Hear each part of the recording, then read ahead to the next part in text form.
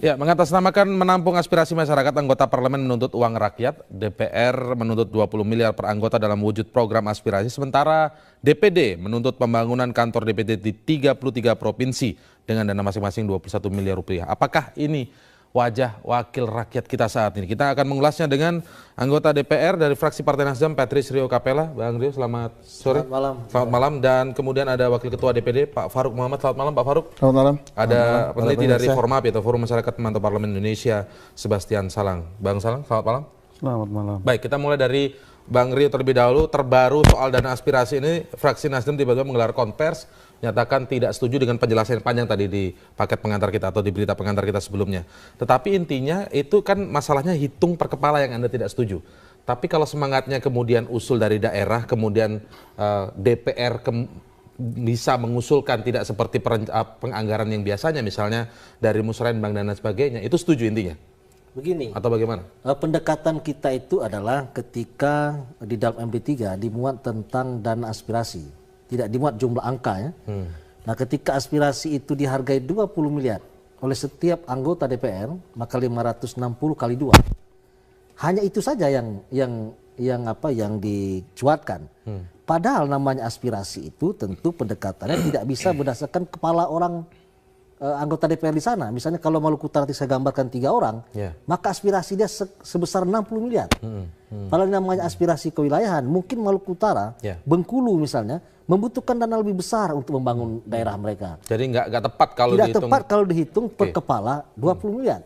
Tetapi kalau misalnya disebutkan bahwa aspirasi untuk daerah yang kita anggap wilayahnya sekarang masih terbelakang, masih sulit, maka seharusnya aspirasi itu dananya lebih besar diberikan kepada daerah itu untuk daerahnya bisa lebih maju mengejar daerah yang sudah surplus terhadap anggaran. Oleh karena itu menurut kami pendekatan 20 miliar itu tidak pas ya. Pendekatan 20 Apalagi miliar dihitung bahwa aspirasi itu hanya sekitar 20 miliar. Bagaimana misalnya saya di Bengkulu dimintain bantuan, saya tidak bisa cuma jatahnya 20 miliar, tidak bisa. Yang kita harus gambarkan adalah bahwa Provinsi Bengkulu, Maluku Utara, kemudian NTT itu membutuhkan lebih besar perhatian pemerintah pusat untuk membangun daerahnya. Jadi jangan dihitung per kepala 20 miliar. Baik, jadi intinya ini kembali ke penganggaran yang seperti biasanya saja di APBN. Ya itu saja. Jadi oleh karena kalau itu usulan dari teman-teman DPR yang lain, dari fraksi lain kan, tadi Anda mengkritisi soal 20 miliarnya atau per kepalanya begitu ya, itu tidak tepat karena ada daerah yang seharusnya tidak membutuhkan yang besar, tapi ada daerah yang butuh besar hanya kecil karena jumlah anggotanya hanya kecil. Ya, jadi gini maksud saya bahwa aspirasi itu akhirnya tidak maksimal. Ya, daerah yang membutuhkan anggaran lebih besar untuk diperhatikan oleh pemerintah pusat karena minimnya mereka mendapatkan kucuran dari dana pusat, ternyata mendapatkan sedikit perhatian. Malah kita memberikan jumlah yang lebih besar kepada daerah yang sudah maju. Nah, oleh karena itu sekali lagi itu sudah keliru. Yang kedua tentu tugas dari DPR itu bukan ikut cawe-cawe dalam soal menganggarkan, bahwa ini proyeknya ini, bukan karena itu. Eksekutif seharusnya. Karena kita kali maka ada 11 triliun, 2030 triliun, 11 triliunnya juga di bagian dari 2030. Itu juga mesti diawasi oleh DPR. Bagaimana DPR bisa mengawasi 11 triliun yang mereka bawa sendiri? Kalau itu punyanya dia sendiri begitu ya. Itu jadi mengawasi uang sendiri. Mengawasi uang sendiri. Itu pun sudah 2 kali menurut saya pendekatannya tidak pas Oleh karena itu seharusnya DPR itu mengawasi 2030 triliun. Bukan 2030 dikurangi 11 triliun. Itu saja sudah tidak tepat. Yang ketiga menurut kami bahwa DPR sekarang ini bagaimana menggunakan dana 11 triliun itu untuk kita berikan kepada pemerintah, dikelola untuk daerah-daerah yang membutuhkan biaya lebih besar. Tadi NTT, Bengkulu, Maluku Utara misalnya, itu di 11 triliun pakai untuk daerah yang memang mendapatkan dana 2 triliun per tahun. Kayak Bengkulu itu 2 triliun per tahun. Jadi kalau 11 triliun Pak, itu bisa membangun Bengkulu 6 tahun. Jadi intinya kembali saja ke penganggaran yang biasanya, biasa saja begitu ya, punya mengawasi. Bagaimana kalau yang salah? Karena kalau kita lihat kan ketika kita juga mengangkat topik ini, salah satu alasan yang disampaikan adalah bahwa ini sebenarnya adalah program usulan, bukan mengelola dana, yang disampaikan juga oleh Wakil Ketua DPR Taufik Kurniawan begitu. Kalau menurut Anda apa yang lebih besar dari permasalahan soal jika dana aspirasi atau yang mereka menolak disebut dana aspirasi, tapi UP2DP begitu, usulan program pembangunan daerah pemilihan, itu jadi goal? Apa yang lebih besar yang harus dikhawatirkan? Ya, jadi yang pertama yang perlu diingat itu frame berpikir tentang sistem anggaran kita itu adalah membangun Indonesia. Ya. Jadi cara berpikirnya adalah Indonesia secara nasional. Lalu kalau disederhanakan ke dana aspirasi 20 miliar tadi, itu memang menciptakan ketidakadilan baru gitu dalam proses pembangunan di daerah. Dan itu dibuat oleh DPR sendiri dengan sistem dana aspirasi, itu yang pertama. Yang kedua, ini konstruksi berpikirnya itu sudah keliru menurut saya. Ya, kalau ini dana aspirasi itu dialokasikan kepada anggota DPR, meskipun nanti dana itu dititipkan di pemerintah daerah, tetapi ini sudah bisa mengacaukan sistem perencanaan pembangunan kita. Jadi seolah-olah ada rencana pembangunan yang di luar dari perencanaan yang dibuat secara nasional, baik di tingkat lokal maupun di tingkat nasional. Itu yang ketiga, ini mengacaukan pola pengelolaan anggaran. Nah, lalu kemudian kacaunya di mana kira-kira Mas? Ya, pola pengelolaan anggarannya nanti ada 20 miliar yang diberikan otoritas kepada anggota DPR, lalu kemudian mekanisme teknisnya tetap pada pemerintah. Lalu pertanyaannya kemudian, siapa yang bertanggung jawab atas uang ini? Atas uang ini. Kalau terjadi apa-apa, pemerintah daerah bilang itu uangnya DPR. Gitu. Tapi DPR bilang, oh yang kita sudah serahkan kepada pemerintah. Jadinya nanti, nanti ke depannya akhirnya uang ini menjadi seolah-olah dana tidak bertuan, dan itu lepas dari pertanggungjawaban. Yang ketiga, ini mengacaukan pola relasi antara eksekutif dan legislatif. Baik. Yang tadi dijelaskan. Kalau ini DPR juga ikut terlibat di dalamnya, maka kemudian fungsi kontrol DPR itu menjadi berubah. Bias berubah, gitu. Ya. Jadi yang terjadi itu adalah hubungan perselingkuhan gitu di antara eksekutif dan legislatif, karena dia menjadi bagian dari pelaksanaan anggaran. DPR tentu saja punya argumentasi yang banyak soal ini, bahwa bukan untuk kami yang mendekatkan, begitu, bukan kami yang menggunakan anggaran, tapi otoritas untuk mengalokasikan anggaran itu ada di DPR. Nah ini cara berpikir yang menurut saya harus dikembalikan gitu. Baik. Salah satu yang dikritisi juga ketika dalam parlemen ada usulan atau minta dana aspirasi terutama dari DPR, ternyata DPD juga disorot ketika membangun kantor-kantor baru di sejumlah provinsi atau di seluruh provinsi di Indonesia. Kita akan mengulasnya lagi nanti, tetaplah bersama kami di Prime Time News.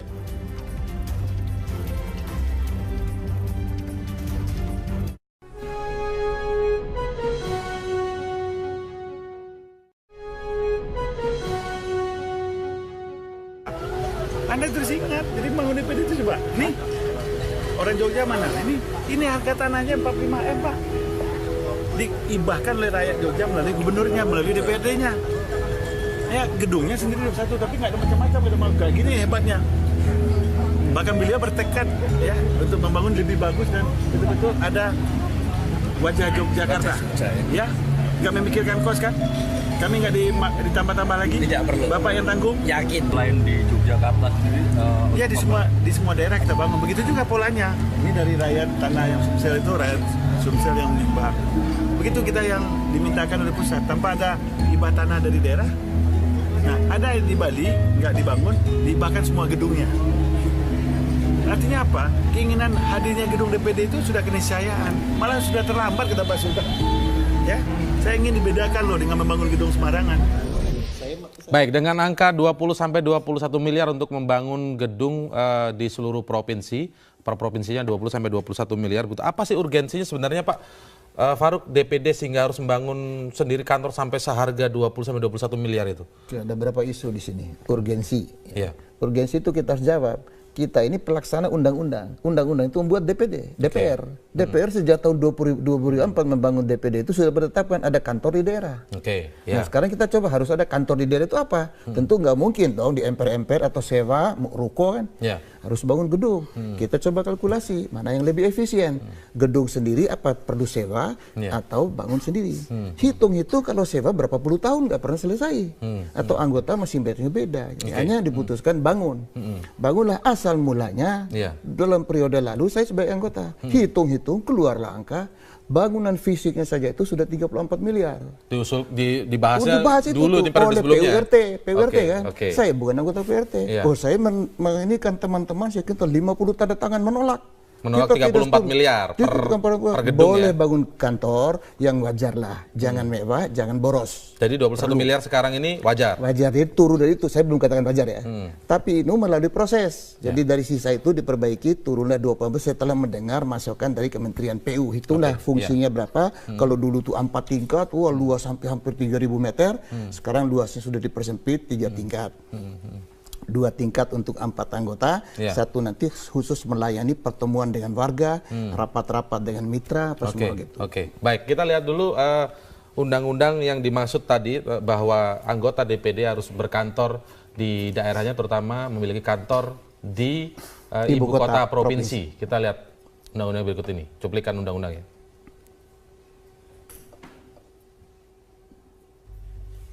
Ya, pada Undang-Undang nomor 17 tahun 2014 ini sebenarnya tentang MD3, di bab 4 nanti tentang DPD, terutama di pasal 252 ayat 4.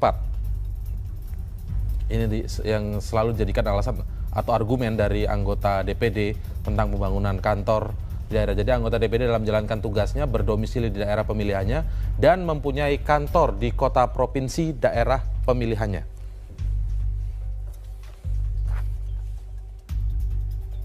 Jadi karena sudah ada di undang-undang, ini menurut Anda bisa dibenarkan atau masih bisa dikritisi juga kalau Bang Salang sendiri melihatnya seperti apa soal kantor DPD? Jadi ini sama nih DPD dan DPR. Sama.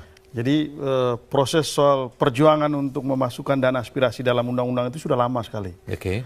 DPD juga begitu. Sudah lama juga. Memasukkan usulan supaya kantor di daerah, di provinsi itu dicantumkan di dalam Undang-Undang MP3. Lalu ketika itu ada, itu dijadikan landasan untuk mengatakan ini loh dasar hukumnya. Jadi padahal kita semua tahu bahwa pasal itu bisa dimasukkan kapan saja dan bisa dikeluarkan kapan saja.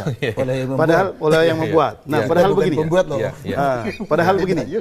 Saya ikuti betul proses sampai pada sekretariat atau kantor di daerah di DPD ini.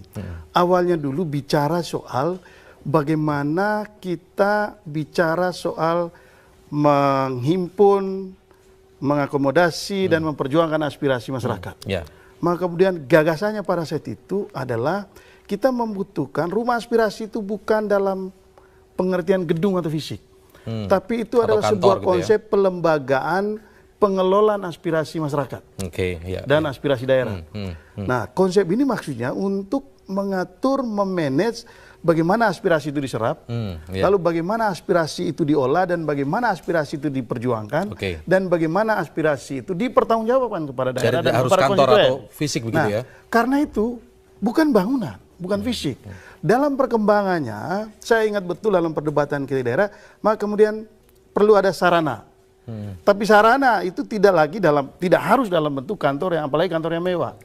Gitu. Nah, proses awal di DPD itu di banyak provinsi sekarang itu sebetulnya pemerintah daerah menyediakan gedung yang sederhana kepada DPD untuk kantor. Karena ada perdebatan waktu itu. Kalau DPD membangun kantor yang mewah di daerah, maka nanti DPR akan mengatakan, DPD, kamu tidak lagi bersidang di Jakarta. Tinggallah kalian di daerah provinsi. Maka kalian bersidang cukup sekali dalam setahun. DPD juga nggak mau pada saat itu. Karena bunyi pasal itu hati-hati. Ini bisa menjebak DPD juga. Karena itu menurut saya, ini saya kira lembaga negara kita ini latah gitu. Semua pengen punya bangunan fisik. Padahal bukan itu secara substansi yang ingin kita bangun. Dijawab dulu oleh Pak Faruk. Coba dijawab dulu oleh Pak Faruk. Ya, pertama saya koreksi dulu, sidang di Jakarta. Ini Dewan Perwakilan Daerah. Bagaimana mungkin Dewan Perwakilan Daerah itu home base-nya harus di daerahnya? Kan mesti di kantor di mana dia mewakilinya kan? Berarti harus di pusat. Jadi kantor induknya harus tetap di pusat. Di daerah persoalannya, kalau DPR punya partai politik, kalau ke daerah dia punya kantor. Dan DPD, jangan hanya dibayangkan seperti dulu, betul saya juga punya pemikiran setelah kita dalami, tidak. Contoh, saya kasih contoh. Saya turun, saya ketemu dengan warga. Berteriak soal gabah, berteriak soal pupuk, berteriak soal bibit. Di satu kelompok. saya harus pergi lagi ke kelompok lain. Suatu waktu beberapa perwakilan kelompok harus saya undang. Kumpul di suatu kantor. Apa kita bisa duduk-duduk di jalan? Tidak. Jadi harus dipastikan apakah ini suara aspirasi rakyat yang sesungguhnya atau hanya sekedar satu kelompok ini. Oke, jadi memang sangat mekanisme perlukan. itu ada. Mekanisme dengan pemerintah, mitra kerja. Kita harus mengambil gubernur, mengambil bupati. Nah ini loh contoh. Nanti undang-undang desa loh. Dana desa siapa yang mengawasi? Nggak mungkin lagi loh DPR tuh. Di desa saya sudah DPR. Ya, betul. berat sudah. Jadi Bung ini Indra, harus kita itu contoh jadi perlunya kantor. Bagaimana? Kami pernah membuat pilot project dengan DPD. Ini untuk menjawab ini kegelisahan ini. Jangan lupa bahwa kalau kantor DPD itu di tingkat provinsi, Anda bayangkan, bagi saya yang dari Flores, apakah masyarakat dari Flores harus datang rapat di Kupang? Dan dari Manggarai ke Kupang itu harus pakai pesawat. Jadi ini juga tidak menjawab persoalan kalau yang dimaksudkan itu supaya masyarakat berkumpul di kantor DPD. Bukan begitu mekanisme. Itu dalam pilot project kita pada saat itu mesti ada mekanisme agar anggota DPD itu bisa menjangkau masyarakat. Supaya mereka juga melihat daerah. Ada mekanismenya.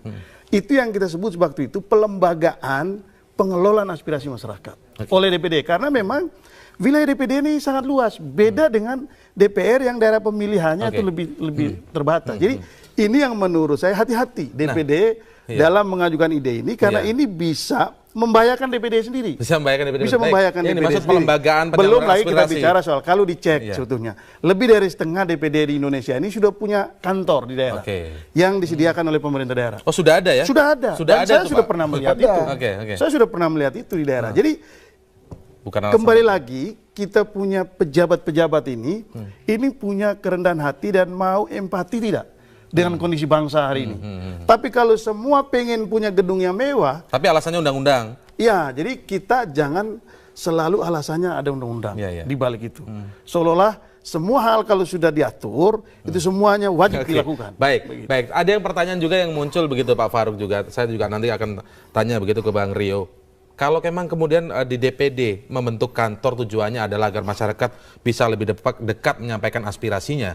Nah, di DPR juga ada serupa yang mengusulkan tentang rumah aspirasi. Lalu bedanya apa ini? Kalau semuanya ada atas nama aspirasi, kita akan lanjutkan lagi nanti perbincangannya. Tetaplah bersama kami, Prime Time News.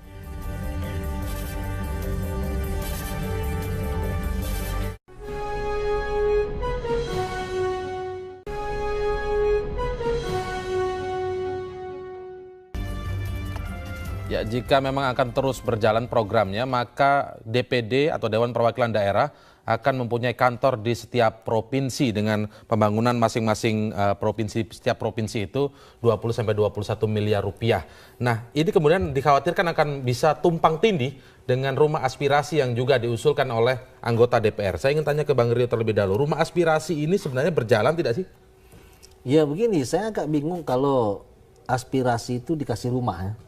Jadi aspirasi itu nggak perlu ada rumah-rumahnya.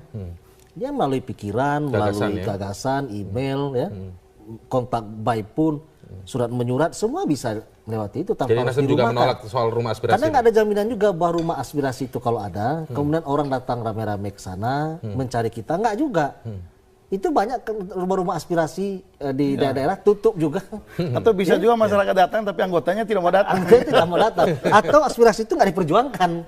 Jadi kan sama saja. Sebenarnya kita jangan terjebak pada soal-soal seperti itu. Bahwa aspirasi itu tidak mesti orang datang, tapi kita yang menjemput. Kita yang keliling-keliling dan sebagainya. Kemudian kita punya perwakilan-perwakilan partai di tingkat desa, kecamatan, itu bisa lewat SMS disampaikan aspirasinya. Seperti tadi saya menerima bupati dari daerah saya menyampaikan aspirasinya kepada saya. Tidak perlu ada rumah. Tidak perlu ada rumah kok. Kemudian di mana di rumah makan disampaikan ini begini bawa kepala dinasnya, kita ada punya masalah, kita mohon bantuan ini 1 2 3 dan sebagainya. Artinya kan aspirasi terus berjalan ya. Nah, sekali lagi tadi berkaitan dengan 20 miliar itu, wajar kalau kemudian daerah mengatakan seperti Papua 29 kabupaten kota hanya punya 10 anggota DPR dikasih 200 miliar. Sedangkan yang di Jakarta punya 23 kali 20. Maka wajar kalau misalnya di Jakarta dianggap mereka punya jembatan nggak punya sungai, mereka punya sungai nggak punya jembatan. Nggak ada jembatannya. Iya kan? Mereka kesulitan cari jembatan. Jadi di Jakarta bangun jembatan terus padahal nggak ada sungainya. Sungai nggak ada. Di Papua banyak sungai. jembatan nggak ada. Oke, nggak tepat berarti intinya sistemnya. Itu, jadi pendekatan pembangunan kita itu harusnya ada skema besarnya, kemudian kita sepakati nih, kita kumpulkan beberapa daerah yang memang membutuhkan biaya besar, di situ maka dana digelontorkan. Ya, jangan kemudian kita tidak pernah berhenti membangun infrastruktur. Tapi tetap melalui proses penganggaran seperti biasanya ya? Iya, seperti biasanya, bukan usulan baru yang sekarang diajukan oleh... Bukan kemudian ada 560 anggota DPR, ketika turun reses maka menerima aspirasi macam-macam, maka itu kita bawa ke Jakarta dengan aspirasi macam-macam. Ada yang minta sumur bor, ada yang minta cangkul, ada yang... Tidak begitu maksudnya ya? Tidak begitu. Jadi harus pendekatannya itu bukan pendekatan datang pikir, datang akal ya. Jadi tiba-tiba slogan, slogan saya bangun besok. Datang ini minta misalnya Pak tolong bak mandi kita bikin, kan nggak begitu Pak. Jadi 11 triliun itu mesti diberikan kepada daerah-daerah yang memang memanfaatkan. Aspirasi juga namanya. Jadi tidak mesti aspirasi anggota berarti DPR. yang sudah berjalan selama ini saja ya di APBN itu yang lebih tepat. Baik, kembali ke soal yang bangunan tadi, rumah aspirasi tidak dapat aspirasi tidak dirumahkan begitu ya, bukan dalam bentuk rumah. Tapi kalau mendengar penjelasan Pak Faruk tadi, kalau konteks DPD memang dari undang-undangnya harus berada di daerah, berkantor di daerah, kemudian berdomisili juga di daerah begitu, Bang Salang. Artinya tidak ada yang salah sebenarnya. Ya, dari sisi konsepnya itu belum tuntas di DPD. Karena saya ikuti betul proses sejak Ibu Siti jadi sekjen DPD pada saat itu. Jadi konsepnya itu belum tuntas. Sama seperti di DPR juga. Sampai hari ini pasal tentang rumah aspirasi itu sudah lama di dalam Undang-Undang MP3, tapi belum dilaksanakan. Karena apa? Karena konsep pengelolaan rumah aspirasi itu belum tuntas. Konsepnya juga belum tuntas. Iya, konsepnya belum tuntas. Nah, saya khawatir betul kalau nanti DPD juga sudah membangun gedung mewah ini, kantor-kantor ini di setiap daerah, belum tentu efektivitasnya juga bisa efektif. Kantor itu belum tentu bisa dilaksanakan secara efektif. Akhirnya kemudian biaya maintenance-nya menjadi sangat mahal. Lagi-lagi negara dibebani untuk ngurus yang kayak begitu-begitu. Padahal ada banyak sekali pekerjaan. Nah, dunia ini sudah berkembang begitu pesat. Ada begitu banyak cara untuk ada banyak cara dan teknologi sudah membantu itu untuk bisa memanage aspirasi itu agar bisa sampai ke Jakarta. Tinggal bagaimana sebuah sistem di DPD ini mengelola aspirasi itu lalu kemudian disalurkan. Dan ketika aspirasi itu sudah disalurkan dan diperjuangkan, dikembali lagi kan kepada masyarakat. Tapi kalau yang dicontohkan Pak Faruk tadi misalnya ketika datang ke daerah saat reses, kemudian banyak kelompok yang bertemu, kan nggak bisa melalui gadget saja, nggak bisa melalui teknologi saja. Begini, jangan lupa rancangan anggaran reses itu sudah ditentukan. Sekali reses, seorang anggota itu mengadakan pertemuan di beberapa titik. Anggarannya setiap titik itu sekian. Jadi ada dana reses. Karena apa? Karena dasar pemikirannya DPD atau DPR itu ke daerah pemilihan bukan hanya di satu tempat, dia harus move ke daerah-daerah. Oh, dia yang bergerak. Karena itu titik-titik itu dibiayai. Begitu. Meskipun masih kurang, tapi itulah dasar pemikirannya. Dia tidak. Dia yang bergerak menemui entitas-entitas itu. Baik. Anggota itulah yang nanti akan dijawab oleh Pak Faruk. Bagaimana dengan pertanyaan atau ide yang seperti disampaikan tadi oleh Bang Salang? Kita akan melanjutkannya. Tetaplah bersama kami di Prime Time News.